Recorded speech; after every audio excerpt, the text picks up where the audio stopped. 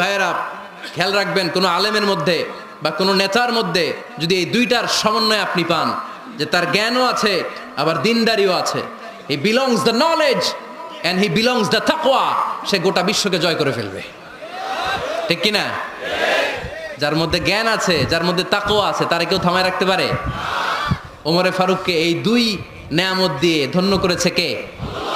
সহিহ বুখারীর বর্ণনা, বিশ্বনবী সাহাবীদের সামনে একটা স্বপ্নের কথা বলছেন। বিশ্বনবী বললেন, আমি স্বপ্নে দেখলাম আমার আঙ্গুলের ফাঁকা থেকে দুধ বের হচ্ছে, আমি তৃপ্তি সহকারে দুধ খেলাম। খাওয়ার পরে দেখলাম আঙ্গুলের মধ্যে একটু দুধ লেগে আছে। আমার আঙ্গুলে অতিরিক্ত লেগে থাকা দুধটা আমি ওমরে ফারুকের মুখের মধ্যে লাগিয়ে দিলাম।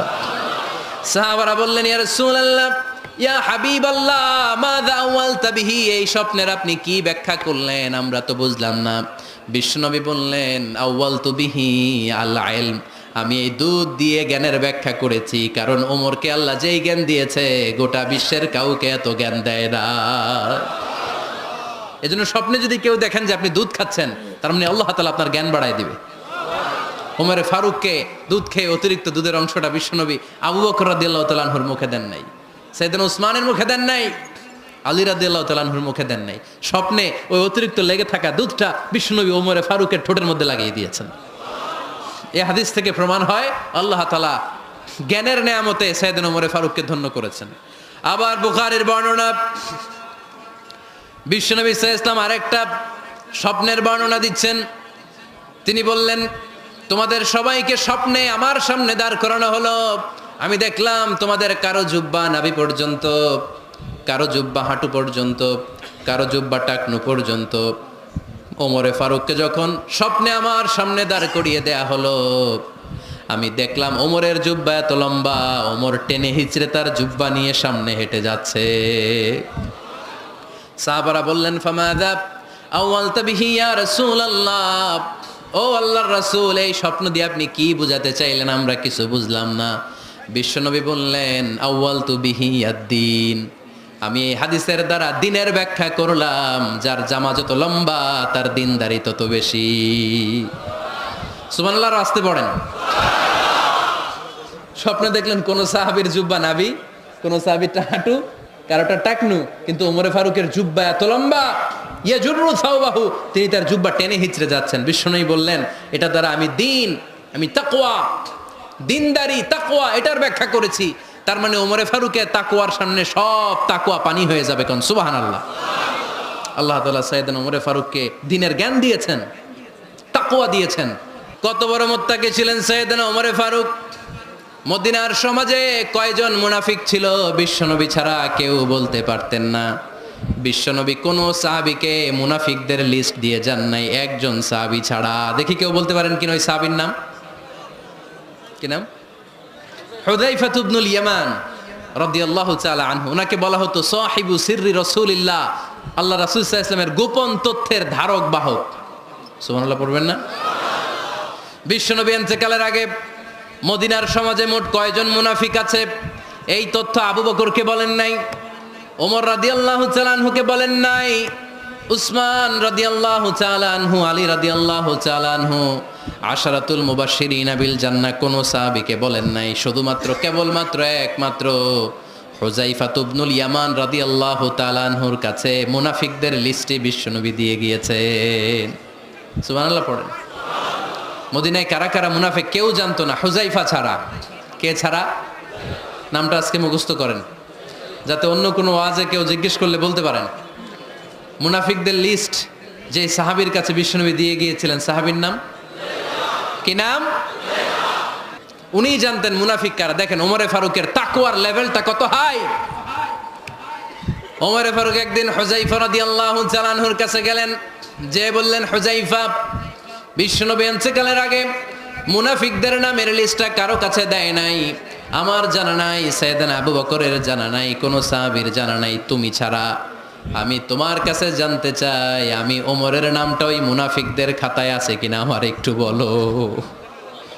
আমার ওমরের নামটা ওই মুনাফিকদের লিস্টিতে একটু আছে কিনা, নামটা একটু বলো। যদি থাকে আমি ভালো হয়ে যাব, আমি নেফাকি দূর করে পাক্কা মুমিন হতে চাই। আমার নাম যদি মুনাফিকের লিস্টে থাকে আমি তো শেষ। হুযায়ফা চোখের পানি ছেড়ে দিয়ে বলে, আমিরুল মুমিনিন, কেমন প্রশ্ন করলেন আপনি? আপনি বিশ্বনবীর শ্বশুর, এই উম্মতে আপনার পজিশন 3 নাম্বার। আপনারে মুনাফিকরা ভয় পায়, শয়তান আপনারে ভয় পায়। আপনি জান্নাতে সব বয়স্ক লোকদেরকে নিয়ে জান্নাতের মধ্যে আগে আগে ঢুকবেন, কেমন করে মুনাফিকদের কাতারে আপনার নাম থাকতে পারে ওমর? সুবহানাল্লাহ পড়ে। কি বিনয়ী, কি তাকওয়া! হুযায়ফাকে যে ধরতেন, হুযায়ফা একটু বলো না আমার নামটা মুনাফিকদের লিস্টিতে আছে কিনা। উমরে ফারুকের যদি এই টেনশন থাকে যে আমি মুনাফিক হয়ে গেলাম কিনা, আমাদের এই টেনশন থাকার দরকার আছে না নাই? হ্যাঁ, যেন সব সময় আল্লাহর কাছে দোয়া করতে হবে, আল্লাহ তুমি নেফাকি থেকে আমাদেরকে বাঁচাও। আরো জোরে পড়েন আমিন। ওমরে ফারুক রাদিয়াল্লাহু তাআলা আনহু আমাদের সুপার হিরো। উনি কত বড় সুপার হিরো শুনেন। উনি জুমার খুতবা দিচ্ছেন। কি দিচ্ছেন? মসজিদে নববীতে। খুতবার মাঝখানে হঠাৎ বললেন, ইয়া সারিয়াতাল জাবাল, ইয়া সারিয়াত ইবনে জানিমিল জাবাল। এই কথা বলেই আবার খুতবা দিতে শুরু করলেন। ওনার এই ইয়া সারিয়াত ইবনে জানিমিল জাবালের সাথে আগের কথারও কোনো মিল নাই, পরের কথারও কোনো মিল নাই। জুমার নামাজের পর মুসল্লি সাহাবারা ধরলেন, বললেন, ইয়া আমিরাল মুমিনিন।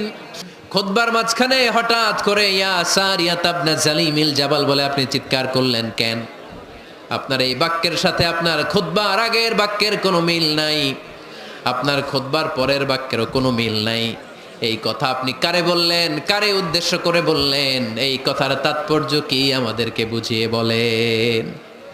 ওমরে ফারুক বললেন, আমি যখন খুতবা দিচ্ছি আমি দেখতে পেলাম ওই যে কয়েক মাস আগে আমি আমার মুসলিম সেনাবাহিনী পারস্যে আক্রমণের জন্য পাঠিয়েছি, বর্তমান ইরানের ওই বিশাল এলাকাতে পারস্যে আমি আমার ব্যাটালিয়ন পাঠিয়েছি।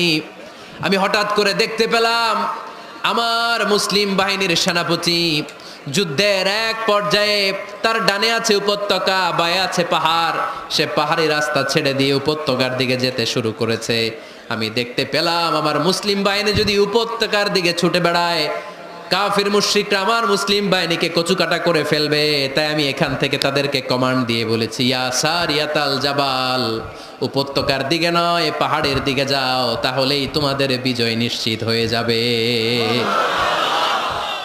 উপত্যকার দিকে যেও না, ইলাল জাবাল, ইলা সারিয়াতিল জাবাল, পাহাড়ের দিকে ছোট। সাহাবারা অবাক, ঘটনা কি? উনি বসে আছেন মদিনায় মসজিদে নববীর মিম্বারে দাঁড়িয়ে, উনি যদি ইয়া সারিয়াতাল জাবাল বলে এটা কি ইরানে যাবে নাকি? ও মিয়া, তখনকার সময়ে বর্তমানের মতো মোবাইল ছিল নাকি? ইন্টারনেট ছিল নাকি? কিছু ছিল? খালি মুখে আমি যদি বলি ইয়া সারিয়াতাল জাবাল, এটা ইরানে যাবে, ইন্ডিয়ায় যাবে, ঢাকায় তো যাবে না, ফরিদপুর শহরেই তো বসবে না, ঠিক কিনা? কিন্তু এটা আমিরুল মুমিনিন বিশ্বাসী সাহাবারা বিশ্বাস করে নিল। কিছু মুনাফিক ছিল, এরা কয় না ঝামেলাস, এটা তো সম্ভব না। এক কাজ করি, এই সেনাপতি যখন বিজয়ী বেশে মদিনায় ফিরে আসবে আর আমরা ধরবো। এরা দিন গুনতে লাগলো, এই সেনাপতি মুসলিম বাহিনী নিয়ে পারস্য জয় করে কবে ফিরে আসবে। এই মুনাফিকের দলগুলো কখনো সেনাবাহিনীকে অভ্যর্থনা জানাতে যেত না, কিন্তু এইবার সবার আগে মদিনার উপকণ্ঠে যে সেনাপতিদেরকে অভ্যর্থনা জানানোর জন্য ফুল নিয়ে রেডি, ফুল নিয়ে দাঁড়ায় আছে। সেনাপতি ঢুকার সাথে সাথে ধরছে, এই সেনাপতি কোত্থেকে আসছে? কয় পারস্য জয় করে আসছি। কয় এমন এমন দিন, জুমার দিন দুপুরবেলা যুদ্ধের মাঝখানে আমিরুল মুমিনিনের কণ্ঠের কোন কথাবার্তা শুনছো নাকি? সেনাপতি অবাক, কয় তোমরা জানলা কেমনে? শুনছি তো। সুবহানাল্লাহ পড়বেন না? আমরা যুদ্ধে একটা ভয়ঙ্কর অবস্থার মধ্যে ছিলাম, পেছন থেকে শত্রুরা আমাদেরকে আক্রমণ করতে শুরু করে দিল। ডানে যাব না বায়ে যাব, সামনে যাব নাকি পেছনে যাব, রাস্তা খুঁজে পাচ্ছি না।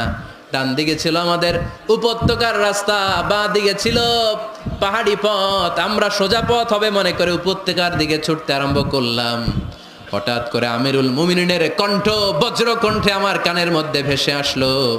আমার মনে হলো আমিরুল মুমিনিন কেমন যেন আমাকে কমান্ড দিচ্ছেন আর বলছেন, ইয়া সারিয়াতাল জাবাল, ডান দিকে উপত্যকার পথে নয়, তাড়াতাড়ি পাহাড়ের দিকে সৈন্যবাহিনী নিয়ে উঠে যাও। পাহাড়ের দিকে, ডানে না। This is wrong track and this is the right track. ওই দিন যদি ওমরে ফারুকের ওই গাইডলাইন, আমিরুল মুমিনিনের কমান্ড যদি আমি না শুনতাম, আজকে বিজয়ের বেশে ফিরতেও পারতাম না, আমাদের চেহারাও তোমরা দেখতে পেতে না। ওমরে ফারুকের ওই কমান্ড, ওই গাইডলাইন অদৃশ্য থেকে শোনার কারণে ওই পারস্যের মধ্যে আমাদেরকে সেই যুদ্ধে বিজয় দান করেছে কে? দিস ইজ ওমরে ফারুক, দিস ইজ ওমরে ফারুক। বিশ্বনবী বলছেন, ওমর মা লাকিয়াকা শাইতানু সালিকান ফাজ্জান ইল্লা সালাকা ফাজ্জান গায়রা ফাজ্জিক। ওমর, শয়তান ইবলিশ যদি তোমারে কোনো রাস্তা দিয়ে হাঁটতে দেখে, শয়তান ওই রাস্তা রেখে দিয়ে অন্য রাস্তা দিয়ে হাঁটে। This is our super hero সাইয়েদনা ওমর ফারুক রাদিয়াল্লাহু তাআলা আনহু। শুধু শয়তানই ভয় পেত না, মুনাফিকরাও ভয় পাইত, জমের মতো ভয়। শুধু তাই না, আমাদের আম্মাজান বিষ্ণু ইসা ইসলামের স্ত্রীরাও ওমর ফারুককে ভয় পেতেন। সুবহানাল্লাহ কইবেন না? মাঝে মাঝে বিষ্ণু ইসা ইসলামের সাথে আম্মাজান আয়েশার ঝগড়া হতো, হতো না? আপনাদের ফ্যামিলিতে ঝগড়া হয়? হয় না? হয় না? কার কার দেখি? ওরে আল্লাহ, অনেক আল্লাহর ওলি আছে তো এই জায়গায়। ঝগড়া হয় না? কি কথা কয়, ঝগড়া হয় না বলে? বিশ্বনবীর ফ্যামিলিতে ঝগড়া হয়, আপনার ফ্যামিলিতে হয় না? মিষ্টি ঝগড়া। আর ও বিয়াই করে নাই,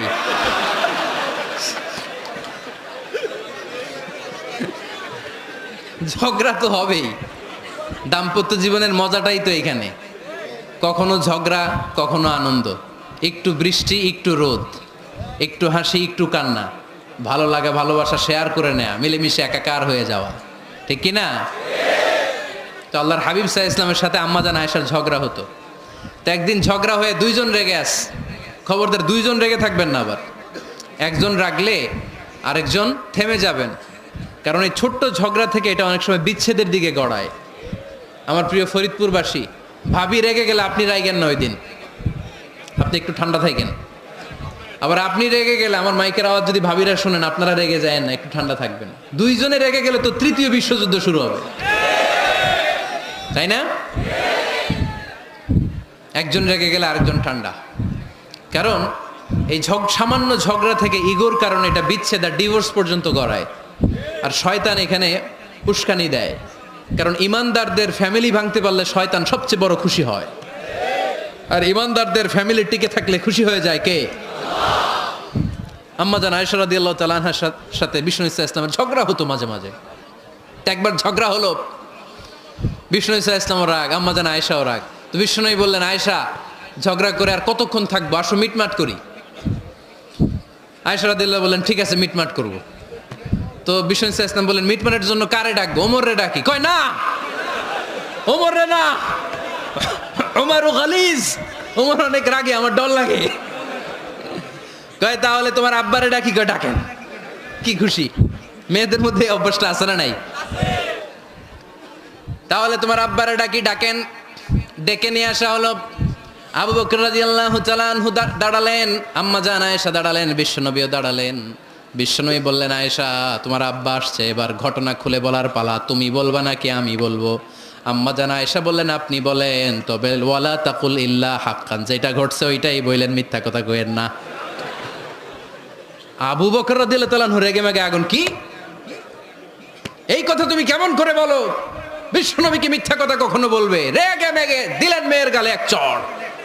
বানি বলতেছি না, মুসনাদ আহমদ ইবনে হাম্বলের হাদিস। বাবার হাতের থাপ্পড় খেয়ে আম্মাজান আয়েশা উল্টে বললেন। সাইয়েদনা আবু বকর রাগে গড়গড় করছেন, আবার মারার জন্য তেড়ে গেলেন। এবার বাঁচার জন্য আম্মাজান আয়েশা বিশ্বনবীর পিছনে যে আশ্রয় নিলেন, বিশ্বনবী বাঁচানোর জন্য দুই হাত মেলে দাঁড়িয়ে গেলেন। পড়েন সুবহানাল্লাহ। বিশ্বনবী যখন দুই হাত মেলে দাঁড়িয়ে গেলেন, সাইয়েদনা আবু বকর রাদিয়াল্লাহু আনহু থেমে গেলেন। সাইয়েদনা আবু বকর রাদিয়াল্লাহু তাআলা আনহু ঘর থেকে বের হয়ে বারান্দায় দাঁড়ালেন। পড়েন সুবহানাল্লাহ। এবার বিশ্বনবী আম্মাজান আয়েশার কাছে যেয়ে বলেন, ইয়া আয়েশা কাইফা রাআইতিনি আনকাসতুকি মিনার রাজুল, দেখছো কেমনে বাঁচাইলাম? আমি না থাকলে ভর্তা বানাই ফেলতো আজকে। আমি বাঁচাইছি তোমারে, আমি, আমার লগে ঝগড়া করো তুমি। লজ্জায় পড়ে আম্মাজান আয়েশা খিলখিল করে হেসে দিলেন, বিশ্বনবীও হেসে দিলেন। দুইজনের হাসির মধুর আওয়াজ শুনে সাইয়েদনা আবু বকর বাইরে থেকে অবাক, কিরে এতক্ষণ না ঝড় তুফান, এখন দেখি হাসি। সালাম দিয়ে অনুমতি নিয়ে ভিতরে ঢুকলেন। ঢুকে দেখেন আম্মাজান আয়েশাও হাসে, বিশ্বনবীও হাসে। এ হাসি দেখে আবু বকর রাদিয়াল্লাহু আনহু হেসে দিলেন, আরশের উপর থেকে খুশি হয়ে গেলেন কে? এবার সাইয়েদনা আবু বকর রাদিয়াল্লাহু তাআলা আনহু বললেন, ইয়া রাসূলুল্লাহ আশরিকানি ফি সিলমিকুমা কামা আশরাকতুমানি ফি হারবিকুমা।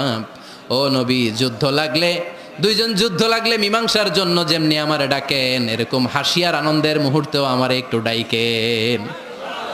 আশরিকানি ফি সিলমিকুমা কামা আশরাকতুমানি ফি হারবিকুমা। নবী, আপনাদের মধ্যে ঝগড়া লাগলে সন্ধি করার জন্য আমারে যেমনি ডাকেন, আপনাদের হাসি খুশি আনন্দ খুনসুটি এই মজাদার মুহূর্তগুলোতে আমারে বঞ্চিত রাখেন না, আমার একটু ডাইকেন। সুবহানাল্লাহ পড়েন। এই মুসনাদে আহমদ ইবনে হাম্বলের হাদিস শোনার উদ্দেশ্য হচ্ছে, বিশ্বনবী প্রথমে ওমরে ফারুকের নাম বলেছিলেন। সাইয়েদনা আয়েশা বলে, না আমি ডরাই। হাইবাত, দিস ইজ কল্ড হাইবাত ওমর। একবার বিশ্বনবীর সব বিবিরা ধরলেন, ও নবী আমাদেরকে এটা দেন, ওইটা দেন, ঘরে এটা নাই, ওইটা নাই, ওইটা নাই। বিশ্বনবীকে, আমার কাছে কিচ্ছু নাই, কিছু দিতে পারবো না, আমার নাই তো, সামর্থ্য নাই। কিন্তু বিবিরাও ছাড়ে না, এটা দেন, ওইটা দেন। বিশ্বনবী রহমতের নবী, বিবিদেরকে বুঝাতেও পারেন না, বিবিরা আবদার করতেছে, নবী এটা লাগবে, ওইটা লাগবে। ইন দ্য মিন টাইম বিশ্বনবী একজনের সালাম শুনতে পেলেন, কে যেন দরজায় দাঁড়িয়ে বলতেছে আসসালামু আলাইকুম। বিশ্বনবী দরজার দিকে তাকালেন, তাকিয়ে বললেন ওয়া আলাইকুম আসসালাম, আর বুঝতে পারলেন এটা আমার ওমরের সালাম। সালাম দেওয়ার পরে বিবিদের দিকে তাকায় দেখে একজন বিবিও নাই, সব অন্দরমহলের ভিতরে দৌড়। সুবহানাল্লাহ পড়তে পারলেন না? This is our super hero Omar. এরকম ওমর একটা লাগবে, চিল্লায় বলেন কয়টা? একটা ওমর গোটা বিশ্বকে সোজা করে দিবে। একটা ওমর সবল আর দুর্বলের সব পার্থক্য দূর করে দিবে। মাজলুমের উপর জালিমের অত্যাচারের অবসান ঘটায় দিবে। গোটা বিশ্বটাকে সাম্য, মৈত্রী, ভালোবাসার ইনসাফ দিয়ে পরিপূর্ণ করে দিবে। সেই ওমরের অপেক্ষায় আমরা। নিজের ছেলেকে 80টা বেত মেরেছেন। কয়টা?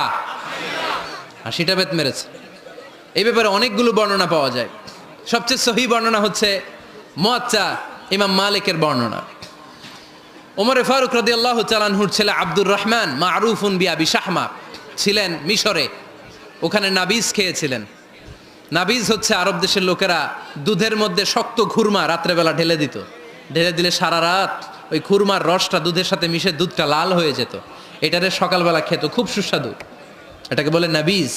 কিন্তু এটা রাতে ভিজাইলে সকালেই খাইতে হয়, রেখে দিলে আবার একটু সমস্যা হয়, এটা অনেকটা তারির মতো হয়ে যায়, মাতলামি চলে আসে। তো ওমরে ফারুকের ছেলে নাবিজ খেয়েছেন, মদ খাননি, নাবিজ। কিন্তু নাবিজ খাওয়াতে সাকরান চলে এসেছে।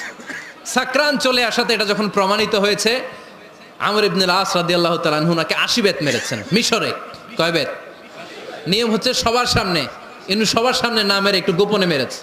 এই তথ্য যখন ওমরে ফারুকের কাছে এসেছে, উনি বললেন না, মারতে হবে সবার সামনে, আলাদা মাল্লা কেন? ও মদিনায় ফিরে আসলে আমি আবার 80টা মারবো।